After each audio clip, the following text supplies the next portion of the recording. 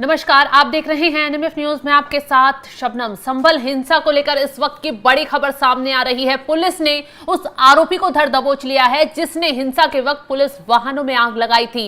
कामरान को पुलिस ने काफी छानबीन के बाद उसको धरपकड़ उसकी की है और उससे अब पूछताछ की जा रही है कि आखिर किसके कहने पर उसने हिंसा में ये काम किया। पुलिस वाहनों को निशाना बनाया, पुलिस वालों को निशाना बनाया। अब ऐसे में कामरान से पूछताछ में कहा जा रहा है कि कई बड़े खुलासे हो सकते हैं क्योंकि कामरान पर पुलिस ने सख्ती दिखा दी है। इसी बीच एक और बड़ी खबर संभल हिंसा से ही जुड़ी हुई सामने आ रही है। बताया जा रहा है कि एसपी के बिश्नोई की आयोग के सामने पेशी हुई है और उन्होंने हिंसा को लेकर अपनी रिपोर्ट जो है वो आयोग के सामने रख दी है और बताया है कि हिंसा कैसे भड़की, किन किन लोगों का इस हिंसा को भड़काने के पीछे रोल था और कितने लोगों ने साजिश के तहत हिंसा में काम किया।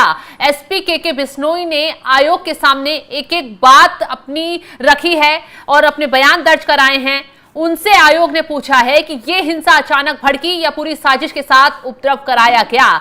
संभल के एसपी के बिश्नोई ने आयोग को घटना से जुड़े कई साक्ष्य दिए हैं और बताया जा रहा है कि ये ऐसे सबूत हैं जो कई बड़े खुलासे कर रहे हैं और कई राजनेता भी इस हिंसा में फंसते हुए नजर आ रहे हैं। और सबसे पहला नाम तो संभल के सांसद जियाउर रहमान बर्क का ही है, जिनसे अभी हाल ही में संभल हिंसा को लेकर पूछताछ एसआईटी ने की है। उनसे शाही जमा मस्जिद के सदर की गिरफ्तारी के बाद पूछताछ की गई है क्योंकि शाही जमा मस्जिद के सदर ने हिंसा को लेकर कई खुलासे जो है सांसद को लेकर किए थे। उन्होंने बताया था कि सांसद ने कॉल कर भीड़ इकट्ठा करने के लिए कहा था कि किसी भी हाल में मस्जिद का सर्वे नहीं होने पाए, उससे मुस्लिम लोगों को वहां इकट्ठा कर लिया जाए। तमाम तरीके के खुलासे जैसे ही पुलिस ने सख्ती बढ़ाई वैसे ही जफर अली ने पुलिस के आगे किए और पुलिस ने फिर सांसद पर शिकंजा कसा और उसके बाद एसपी के बिश्नोई को आयोग ने बुलाया अपनी रिपोर्ट लेकर और पूछा गया कि पुलिस ने क्या क्या सबूत इकट्ठा किए और हिंसा को लेकर पुलिस की क्या कुछ तैयारी थी।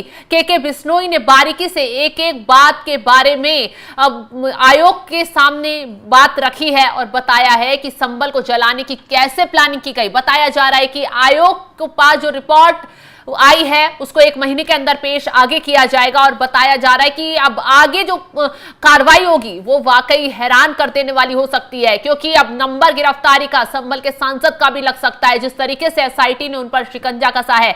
इसी के साथ आयोग ने कुछ दिन पहले एसपी को पत्र लिखकर अपने बयान और साक्ष्य दर्ज कराने के लिए, वहां सबूत पेश करने के लिए कहा था।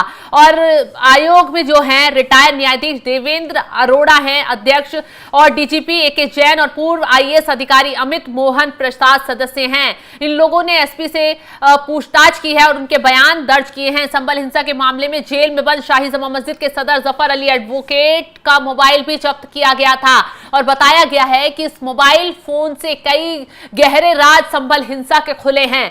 सदर जो हैं शाही जमा मस्जिद के जफर अली, उन पर आरोप है कि उन्होंने प्रेस कॉन्फ्रेंस की थी सर्वे को लेकर और उन्होंने कहा था कि सर्वे गलत है, लोग मुस्लिमों के साथ ये खिलवाड़ किया जा रहा है। तो ये भी आरोप लगाए गए सदर ने साजिश के तहत ये प्रेस कॉन्फ्रेंस की ताकि मुस्लिम पक्ष भड़क जाए और हुआ भी वैसा ही। 24 नवंबर को जब सर्वे टीम सर्वे कर शाही जमा मस्जिद से बाहर निकल रही थी तो कुछ उपद्रवियों ने पहले वहां पर अफवाह फैलाई, उसके बाद लोग भड़क गए और देखते ही देखते वहां पर बवाल शुरू हो गया, नारेबाजी होने लगी, पथराव शुरू हो गया। जब पुलिस टीम वहां पहुंची, कंट्रोल करने की कोशिश की गई तो पुलिस पर पथराव किया गया और गोलियां तक चलाई गई। हालांकि बचाव में पुलिस ने भी फायरिंग की, लेकिन बताया जा रहा है कि हिंसा में ही जब लोगों ने गोली चलाई, कुछ उपद्रवियों ने, तो उनकी गोली लगने से 4 लोगों की मौत भी हो गई। लेकिन उपद्रवियों ने ये दिखाने की कोशिश की कि पुलिस की गोली लगने से जो है वहां दंगाइयों की मौत हो गई, जिसको विपक्ष ने जमकर भी भुनाया।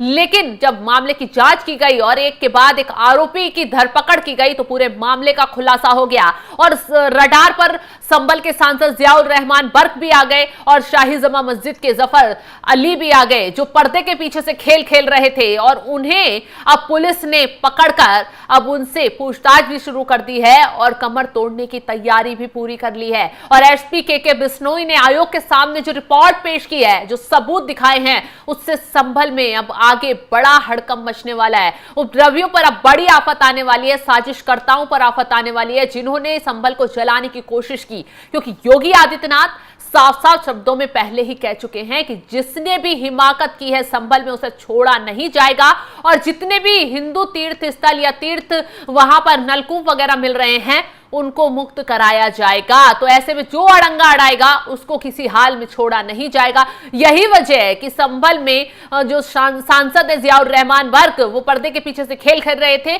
उनके खेल का पर्दाफाश किया गया और जफर अली को पूरे सबूतों के साथ गिरफ्तार कर जेल भेजा गया है। अब बताया जा रहा है कि अब आयोग आगे बड़ा एक्शन लेगा इस रिपोर्ट के बाद। अब देखना यह होगा कि इस रिपोर्ट में क्या कुछ निकलकर सामने आता है और के बिश्नोई ने संभल के क्या सबूत आयोग के सामने रखे हैं, यह देखना दिलचस्प होगा। फिलहाल जिस तरीके से संभल में लगातार ताबड़तोड़ तरीके से एक्शन लिया जा रहा है उस पर आपका क्या है कहना, कमेंट कर अपनी राय जरूर बताएं और तमाम खबरों की अपडेट के लिए आप बने रहे हैं हमारे साथ। नमस्कार।